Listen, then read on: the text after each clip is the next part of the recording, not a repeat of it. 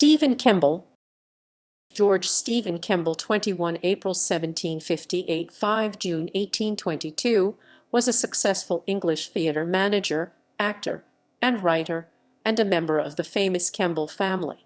He was born in Kington, Herefordshire, one of 13 siblings and the second son of Roger Kemble and Sarah Sally Ward.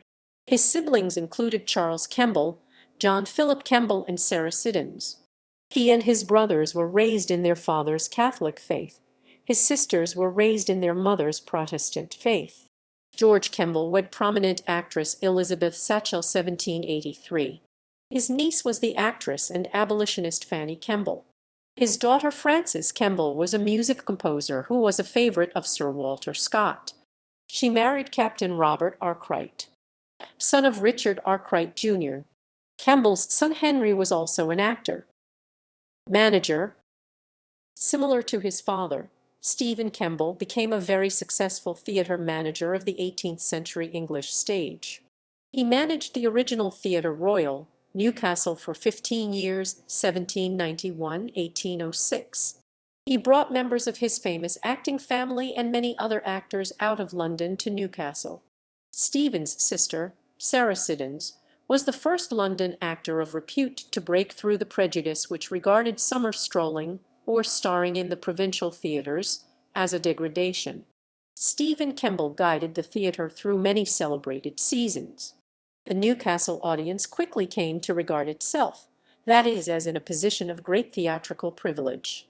The original Theatre Royal was opened on 21 January 1788 and was located on Mosley Street, next to Drury Lane. While in Newcastle upon Tyne, Kemble lived in a large house opposite the White Cross in Newgate Street. Stephen Kemble took on the management of the Theatre Royal, Edinburgh, in 1794, and he held this until 1800, although with an interval created by Harriet Pyeston.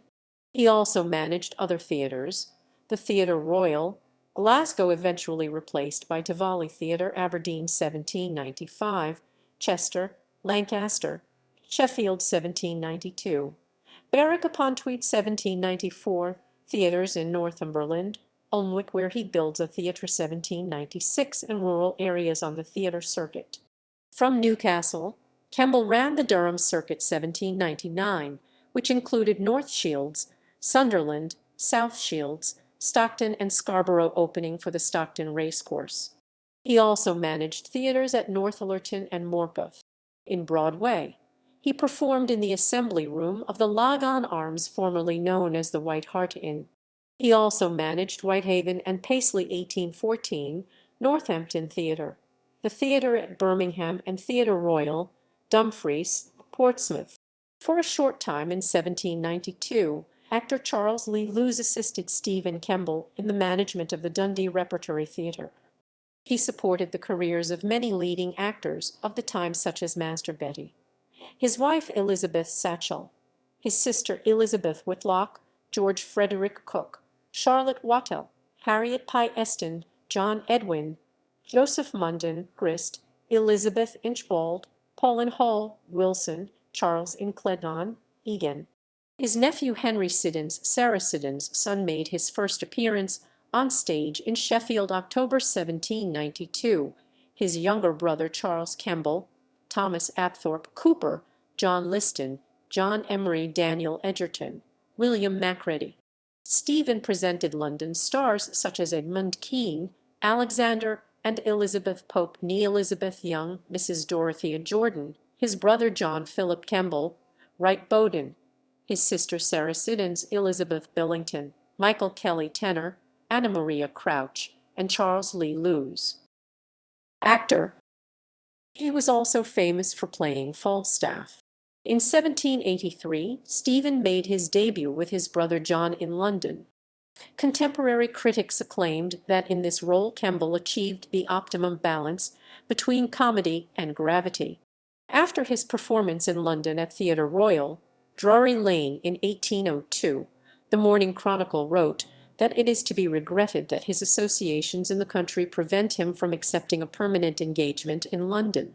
Kemble would return to play Falstaff in London at Covent Garden 1806 and the Drury Lane 1816, for which he received great acclaim. After Kemble's death, the Edinburgh Literary Journal wrote, "Stephen Kemble was perhaps the best Sir John Falstaff which the British stage ever saw." Kemble also played the title roles in Hamlet, King Lear, Othello, Shylock in The Merchant of Venice, and many other roles.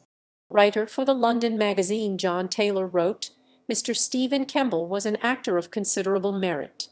Taylor writes about Kemble's commitment to address injustice through theatre, all characters of an open, blunt nature, and requiring a vehement expression of justice and integrity, particularly those exemplifying an honest indignation against vice, he delivered in so forcible a manner as to show obviously that he was developing his own feelings and character. Writer